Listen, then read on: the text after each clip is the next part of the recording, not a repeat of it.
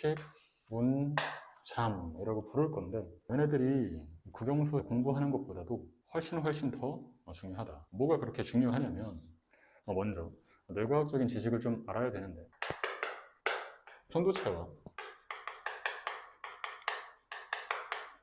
전두엽이라는 부분이 있어. 편도체는 특히 생존과 그런 번식, 본능적인 영역을 감당하는 부분이야. 우리가 어떤 위협을 느꼈을 때 심장이 빠르게 뛴다던가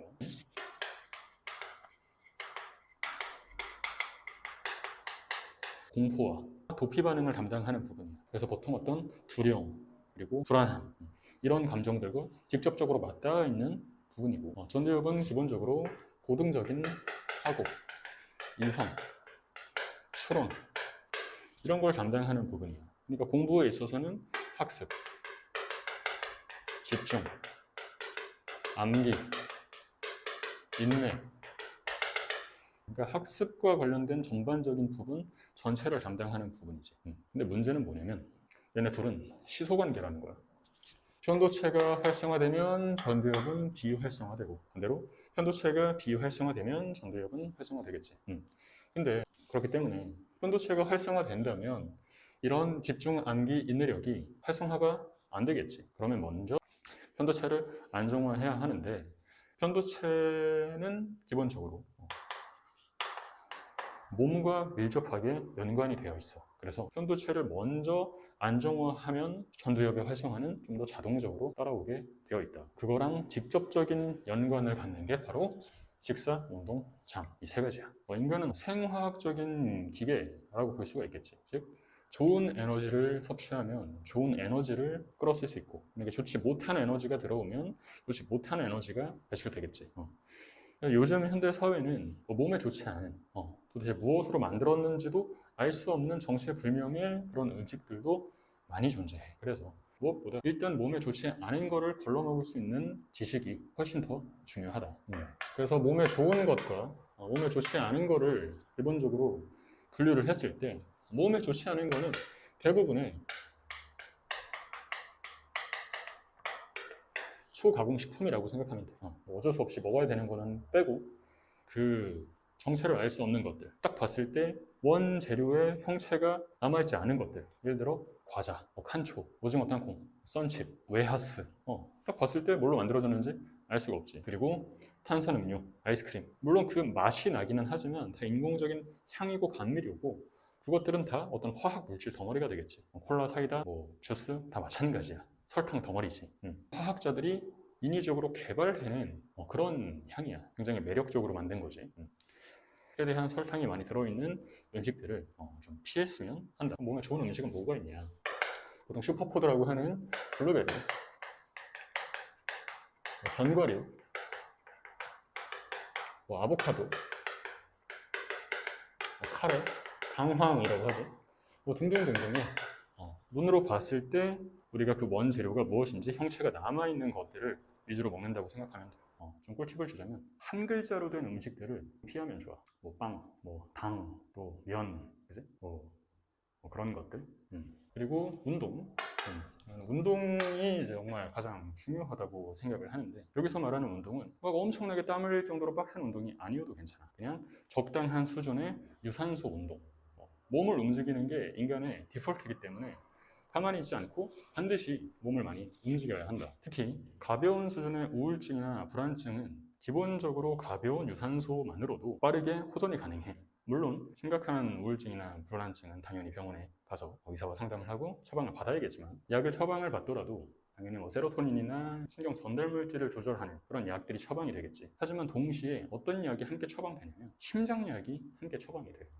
왜냐? 뇌의 문제는 심장의 문제이기도 하기 때문이야. 심장이 불안정하게 뛰는 게 아니라 심장 박동이 안정적으로 리듬 있게 뛰게 되면은 이 뇌에도 아주 건강한 영향을 미치게 된다. 그래서 내가 추천하는 가장 좋은 운동은 러닝, 줄넘기, BTS 이런 친구들이야. 왜냐하면 얘네들은 시간이나 공간의 제약도 크게 받지 않고 날씨의 영향도 그렇게 많이 받지가 않아. 여기에다가 맨몸 운동을 추가한다면 계단 오르기, 팔굽혀 펴기, 스쿼트 뭐 이런 동작들을 추가하면 너무 좋겠지. 그리고 마지막으로 잠과 관련된 거. 많은 학생들이 뭐만 하면은 무슨 이벤트만 생기면은 일단 수면을 줄여버려. 밤새 시험 공부를 한다든가. 나는 그런 게 정말 안타까운데. 왜냐하면 우리가 자는 동안 우리 뇌 속에서 벌어지는 일을 전혀 이해하지 못하고 있기 때문에, 무지하기 때문이지. 우리가 잘 때 뇌는 편안하게 잠을 자는 게 아니야. 오히려 우리가 낮 동안 했던 활동들을 차근차근 정리하고 차곡차곡 청소하는 그런 시간을 가져. 뇌 속에는 악교세포라고 하는 끈적끈적한 그런 물질들이 있는데, 걔네들이 뇌를 한번 진짜 싹 청소했다가 다시 깨끗한 물로 채워주는 역할을 해. 마치 화장실에 가서 우리가 볼일을 보고 물을 내리면 깨끗한 새로운 물로 교체되지. 그거랑 똑같은 역할을 하는 거야. 근데 우리가 화장실에 가서 볼일을 보고 물을 안 내리고 또다시 볼일을 본다고 하면 어떻게 되겠어? 굉장히 찝찝하고 불결하고 똑같은 거야. 잠을 제대로 자지 않으면 편도체가 굉장히 활성화가 되고, 이거는 마치 음주운전 하는 사람과 거의 비슷한 뇌 상태가 돼. 제대로 된 학습을 할 수 있는 상태가 아닌 거죠. 그래서 좋은 수면을 하기 위해서 자기 전에 따뜻한 물로 샤워하는 거, 내부의 체온을 조절하는 역할을 하고, 또 창문을 열어 환기를 하기, 그리고 굉장히 어두운 상태로 불빛을 컨트롤하는 거예요. 옆에 있는 사소한 그런 빨간 불빛들, 배터리 충전하는 불빛들, 이런 것들을 웬만하면 차단하면 좋아. 그리고 무엇보다 중요한 건 자기 전에 위장을 비워두는 거야.